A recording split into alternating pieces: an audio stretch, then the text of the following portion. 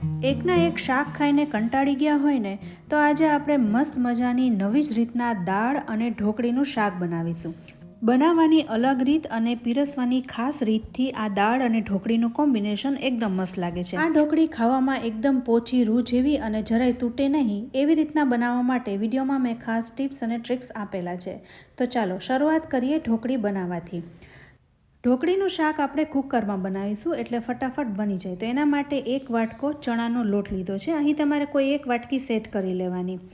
આટલા લોટમાંથી 3થી 4 વ્યક્તિઓને થાય એટલું શાક બનશે. તો આ મેં ચણાનો લોટ લીધો છે.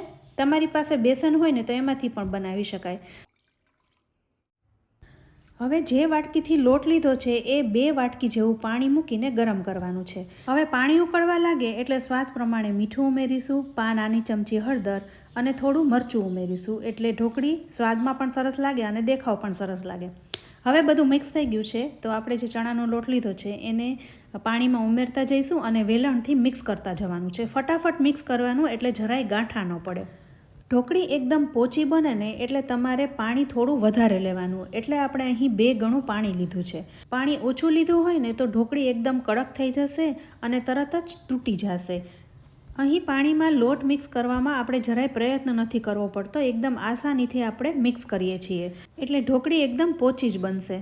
હવે બધું સારી રીતના મિક્સ થઈ ગયું છે તો 5થી 7 મિનિટ કુકરના ઢાંકણને ઢાંકી દઈશું અને ઢોકળીને ચડવા દઈશું. અત્યારે ગેસની ફ્લેમ લો રાખવાની એટલે ધીમે ધીમે ઢોકળી ચડી જાય. હવે જે થાળીમાં ઢોકળી પાથરવાની છે એને તેલથી ગ્રીસ કરી લઈએ. તો 5થી 7 મિનિટમાં કુકરમાં ઢોકળી ચડી ગઈ છે. તમે જોઈ શકો છો ઢોકળી ફૂલી ગઈ છે. ઢોકળી એકદમ ચડી ગયેલી હોય ને એટલે તમે તરત જ એને તળિયેથી ઉખેડી શકો છો. તો જુઓ ઢોકળી તરત જ ઉખડી જાય છે. અહીં તમને મિશ્રણ ઢીલું લાગશે પણ ઠરશે એટલે જામી જશે. તો હવે ઢોકળીને થાળીમાં લઈ લઈશું અને પતલી એવી પાથરી દઈશું. હવે કુકરમાં જેટલું મિશ્રણ ચોટેલું છે એનો પણ આપણે આગળ ઉપયોગ કરી લઈશું. હવે આ મિશ્રણ ઉપર થોડું તેલ નાખીને મિશ્રણને પાથરી લઈશું એટલે તરત જ ઠરવા લાગે. 10 મિનિટમાં આ મિશ્રણ ઠરી જશે. આ ઢોકળી ઉપર આપણે થોડા ચીલી ફ્લેક્સ પણ છાંટીશું એટલે દેખાવ સરસ આવે. હવે આ ઢોકળીને 10થી 15 મિનિટ માટે ઠરવા દઈશું. ત્યાં સુધીમાં આપણે દાળની તૈયારી પણ કરી લઈએ. તો આજે આપણે એકદમ અલગ જ રીતથી દાળ બનાવીશું જે એકદમ ટેસ્ટી લાગે છે. તો એના માટે એક નાની વાટકી મગની મોગર દાળ લીધી છે. આટલી દાળમાંથી 3 વ્યક્તિઓને થાય એટલી દાળ બનશે. તો અહીં દાળને 2થી 3 વખત ચોખ્ખા પાણીએ ધોઈ લેવાની છે. સાથે આપણે કુકરમાં 3 ગણું પાણી મૂકવાનું છે. જે વાટકીથી દાળ લીધી છે એ જ 3 વાટકી કુકરમાં પાણી ગરમ કરવા રાખી દઈશું. હવે સાથે આપણે એક નાની ડુંગળી અને એક નાનું ટમેટુંને સમારી રાખ્યું છે જે આપણે દાળમાં ઉમેરીશું. હવે પાણી ગરમ થઈ ગયું છે તો સ્વાદ પ્રમાણે મીઠું ઉમેરીશું, થોડી હળદર અને દાળને ઉમેરી દઈશું. સાથે આપણે ડુંગળી અને ટમેટાને પણ ઉમેરી દઈશું. અહીં મને થોડું પાણી ઓછું લાગે છે તો ફરી 1 વાટકી જેવું પાણી ઉમેરીશ. હવે કુકરનું ઢાંકણ બંધ કરીને 2 વિસલ વગાડી લેવાની છે. વધારે વિસલ નહીં વગાડવાની. 2 વિસલમાં એકદમ સરસ આખી પણ રહેશે અને બફાઈ પણ જશે. તો કુકરનું ઢાંકણ બંધ કરી દીધું છે. હવે સાથે અહીં તમે જોઈ શકો છો ઢોકળી પણ ઠરી ગઈ છે. આપણે ઉખેડીએ છીએ તો તરત જ ઉખડી ગઈ. તો જુઓ કેટલી સરસ ઢોકળી બની છે. હવે આ ઢોકળીમાંથી એકદમ નાના નાના પીસ તૈયાર કરી લેવાના છે કારણ કે હજુ આપણે શાક બનાવશું ને એટલે ઢોકળી ફૂલશે. તો અહીંયા આપણે ઢોકળીમાંથી કટકા કરી લીધા છે અને તમે જોઈ શકો છો ઢોકળીનો ભૂકો ભૂકો નથી થતો. આપણે એને દબાવીએ છીએ તો દબાઈ પણ છે અને સાથે ખાવામાં પોચી છે. ખેંચીએ ત્યારે જ તૂટે છે. તો આ ઢોકળી એકદમ પરફેક્ટ છે.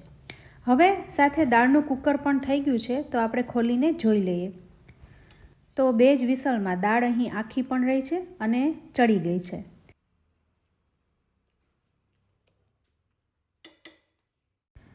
હવે દાળમાં આપણે 2 વાટકી જેવું પાણી ઉમેરીશું. અહીં દાળને આટલી જાડી નથી રાખવાની પણ થોડી એવી પતલી બનાવીશું. પાણી ઉમેરી મિક્સ કરી દઈશું અને એકદમ લો ફ્લેમ ઉપર દાળને ગેસ ઉપર રાખી દઈશું. સાથે આપણે ઢોકળીના શાકની પણ તૈયારી કરીએ. તો જે કુકરમાં ઢોકળી બનાવી હતી એમાં 1.5 ગ્લાસ જેવું પાણી ઉમેરીને ગરમ કરવા રાખીશું. એટલે જેટલી તમને અહીં ઢોકળીનું મિશ્રણ ચોટેલું દેખાય છે ને એ પાણીમાં મિક્સ થઈ જાય. તો હવે પાણી ગરમ થાય છે ત્યાં સુધીમાં આપણે એક લસણની ચટણી બનાવી લઈએ. તો 3 કળી જેવું લસણ લીધું છે. સાથે મીઠું ઉમેરી વાટી લઈશું. એકદમ ઝીણું વાટીશું. મીઠું સાથે ઉમેરવાથી લસણ તરત જ વટાઈ જાય છે. આ વાટેલા લસણમાં 2 નાની ચમચી જેવું કાશ્મીરી મરચું ઉમેરીશું. કાશ્મીરી મરચું બહુ તીખું નથી હોતું, પણ એનો કલર છે ને એકદમ સરસ આવતો હોય છે. તો અહીં લસણની ચટણી તૈયાર થઈ ગઈ છે. હવે આપણે 1 નાની ચમચી લસણની ચટણી લેવાની છે. સાથે 2 નાની ચમચી જેવું મરચું ઉમેરીશું. ત્યારબાદ 1 ચમચી જેવું ધાણા જીરું ઉમેરી પાણી ઉમેરીને મિક્સ કરી લેવાનું છે. અહીં આપણે એક પેસ્ટ તૈયાર કરવાની છે. આ પેસ્ટ બનાવવાથી એવું થાય કે જ્યારે આપણે શાકમાં મસાલો ઉમેરીએ ને તો પાણી હોવાથી મસાલા છે ને એ બળતા નથી અને શાકનો કલર છે ને એકદમ સરસ આવે છે. તો આ પેસ્ટ છે એ તૈયાર થઈ ગઈ છે. સાથે કુકરમાં પાણી પણ ઉકળી ગયું છે. ઢોકળીનું મિશ્રણ એકદમ મિક્સ થઈ ગયું છે. તો હવે ઢોકળીના શાકમાં છાશ ઉમેરવાની છે. તો 1 ગ્લાસ જેવી છાશ અને અડધો ગ્લાસ જેવું પાણી ઉમેરીશું. અહીં તમારે ઢોકળીના શાકમાં જેટલો રસો જોઈતો હોય ને એ પ્રમાણે તમારે પાણી ઉમેરવાનું છે. હવે છાશને આપણે ગરમ કરવાની છે. સતત મિક્સ કરીશું એટલે છાશ ફાટશે નહીં. હવે જ્યારે આ છાશ ઉકળવા લાગે ને ત્યારબાદ જ ઢોકળીના પીસને ઉમેરી દેવાના. આ સ્ટેપ કરવો જરૂરી છે કારણ કે ગરમ પાણીમાં ઢોકળી જેમ ઉકળશે ને એમ એ વધારે સોફ્ટ થશે અને ખાવામાં એકદમ પોચી લાગશે. તો આવી રીતના ઢોકળીને 2 થી 5 મિનિટ ઉકાળી લેવાની છે. ઢોકળી જેમ ઉકળશે એમ થોડી ઘણી ફૂલશે એટલે આપણે અહીં નાના પીસ બનાવ્યા છે. તો જુઓ 5 મિનિટમાં ઢોકળી એકદમ ઉકળી ગઈ છે, ફૂલી ગઈ છે. તો ફ્રેન્ડ્સ, હવે આપણે આ ઢોકળીના શાકમાં વઘાર કરવાનો છે. તો કુકરને બીજા ગેસ ઉપર લઈ લઈશું અને એક નાના લોયામાં 4 થી 5 ચમચી જેવું તેલ મૂકવાનું છે. ઢોકળીના શાકમાં તેલ થોડું વધારે મૂકવું એટલે એકદમ ટેસ્ટી લાગે. હવે ગરમ તેલમાં જીરુંનો વઘાર કરીશું. સાથે હિંગ અને 2 લવિંગ મૂકીશું. સાથે તમારે તમાલપત્ર કે તજ ઉમેરવા હોય ને તો ઉમેરી શકાય. સાથે એક નાની ડુંગળીને ઝીણી સમારી તેલમાં સાથે ઉમેરી દઈશું અને ગુલાબી થાય ત્યાં સુધી સાતળી લઈશું. 1 મિનિટમાં ડુંગળી એકદમ ગુલાબી રંગની થઈ ગઈ છે. તો જે આપણે પેસ્ટ બનાવીને રાખી હતી એ સાથે ઉમેરી દેવાની છે અને બરોબર સાતળી લેવાની છે. સાથે થોડું પાણી પણ ઉમેરી દઈશું એટલે મસાલા બળે નહીં. હવે મસાલામાં 5 ચમચી જેવી હળદર અને સ્વાદ પ્રમાણે મીઠું ઉમેરીશું. અહીં મેં ત્રીજી વખત થોડું મીઠું ઉમેર્યું છે. સાથે થોડા લીલા મરચાં અને આદું પણ ઉમેરી સાતળી લઈશું. 2 થી 3 મિનિટમાં તમે જોઈ શકો છો તેલ ઉપર આવી ગયું છે અને બસ હવે આ વઘારને શાકમાં રેડી દઈશું. તો જુઓ, આવી રીતના વઘાર કરવાથી શાકનો કલર કેટલો સરસ આવ્યો છે. સાથે ઢોકળી પણ ઉકળી ગઈ હોવાથી એકદમ પોચી રૂ જેવી બની ગઈ છે. તો હવે શાકને એકવાર મિક્સ કરી લઈશું અને કોથમીરથી ગાર્નિશ કરીશું. હવે આ શાકને 2 થી 3 મિનિટ સુધી જ ગરમ કરીશું એટલે વઘારની સુગંધ છે ને એ શાકમાં સરસ આવવા લાગે. તો હવે 2 થી 3 મિનિટ થઈ ગઈ છે અને તમે જુઓ છો ઢોકળીનું શાક કેટલું સરસ બન્યું છે. અહીં ઢોકળી ફૂલીને ડબલ થઈ ગઈ છે. સાથે એકદમ પોચી રૂ જેવી છે અને જરાય ભાંગી પણ નથી. તો ફ્રેન્ડ્સ, વિડીયોમાં બતાવેલી ટિપ્સ અને ટ્રિક્સને ફોલો કરીને માપ મુજબ ઢોકળીનું શાક બનાવશો ને તો તમારું ઢોકળીનું શાક ક્યારેય નહીં બગડે. તો અહીં આ ઢોકળીનું શાક તૈયાર છે. હવે આ ઢોકળીનું શાક ગરમ રહે એ માટે કુકરનું ઢાંકણ બંધ કરીને રાખી દઈશું. ત્યાં સુધીમાં આપણે દાળને પણ વઘારી લઈએ. હવે દાળ માટે આપણે થોડા ગરમ મસાલા લઈશું. તો 8 થી 10 મરી, 3 લવિંગ, 1 બાદિયાન, 1 તમાલપત્ર, સૂકું લાલ મરચું અને થોડા ક્રશ કરેલા ધાણાને લઈશું. ધાણા ઉમેરવાથી આ દાળનો સ્વાદ એકદમ સરસ લાગે છે. હવે આ બાફેલી મગની મોગર દાળમાં આપણે સ્વાદ પ્રમાણે મીઠું, હળદર, ડુંગળી અને ટમેટાં ઉમેર્યા હતા. તો અહીં તમે જોઈ શકો છો દાળ આખી પણ રહી છે અને બફાઈ પણ ગઈ છે. હવે આ દાળમાં આપણે વઘાર કરવાનો છે. તો એક કડાઈમાં આપણે 3 ચમચી જેવું તેલ લેવાનું છે. તેલ અહીં વધારે ગરમ કરવાનું નથી, પણ થોડું ગરમ થાય ને એટલે આપણે 5 ચમચી જેવી હિંગ ઉમેરી બધા ખડા મસાલાને તેલમાં ઉમેરી દઈશું. અહીં મસાલા ઉમેરો ને ત્યારે તેલનું ટેમ્પરેચર એટલું બધું ના હોવું જોઈએ કે બધા મસાલા બળી જાય. ધીરે ધીરે જેમ આ મસાલા સતળાશે ને એમ એની ફ્લેવર તેલમાં ભળતી જશે અને સરસ સુગંધ આવવા લાગશે. તો અહીં આ વાત ખાસ ધ્યાનમાં રાખવાની. સાથે જે આપણે ક્રશ કરેલા ધાણા છે ને એ પણ સાથે ઉમેરી દઈશું એટલે સુગંધ સરસ આવે. તો બધા જ મસાલાને એકદમ લો ફ્લેમ ઉપર સાતળી લેવાના છે. અત્યારે ગેસની ફ્લેમ લો જ છે. લવિંગ ફૂટી ગયા છે.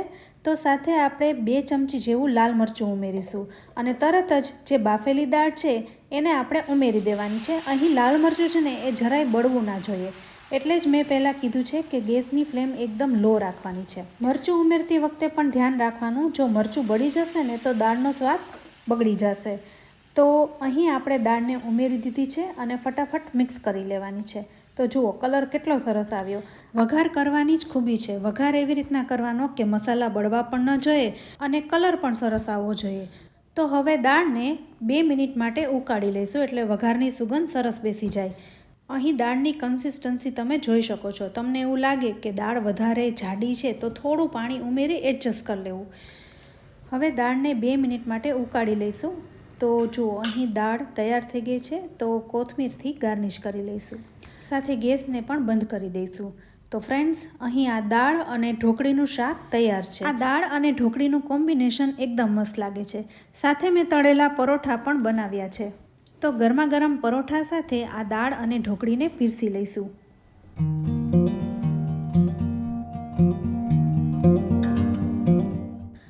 હવે આ દાળ અને ઢોકળીનું શાક છે ને એ અલગ અલગ નહીં પણ સાથે ખવાય છે. તો ઢોકળીના શાકને થોડું એવું ડીશમાં લઈ લઈશું અને થોડી એવી સાથે દાળ પણ પીરસીશું. તો આ કોમ્બિનેશન તમે ગરમા ગરમ પરોઠા સાથે ખાઓ ને તો મજા પડી જાય. તો ફ્રેન્ડ્સ, તમને આજના આ દાળ અને ઢોકળીના શાકની રેસીપી કેવી લાગી? તમે પણ આ રીતના બનાવજો અને તમારો ફીડબેક અમને કમેન્ટ બોક્સમાં જરૂરથી આપજો. રેસીપી સારી લાગે ને તો વિડીયોને લાઇક અને શેર કરજો. સાથે અમારી ચેનલને સબસ્ક્રાઈબ કરી લેજો અને અમારા ફેસબુક પેજને લાઇક કરી ફોલો કરજો. તો ફરી મળીશું આવી એક ઉપયોગી રેસીપી સાથે. ત્યાં સુધી આવજો.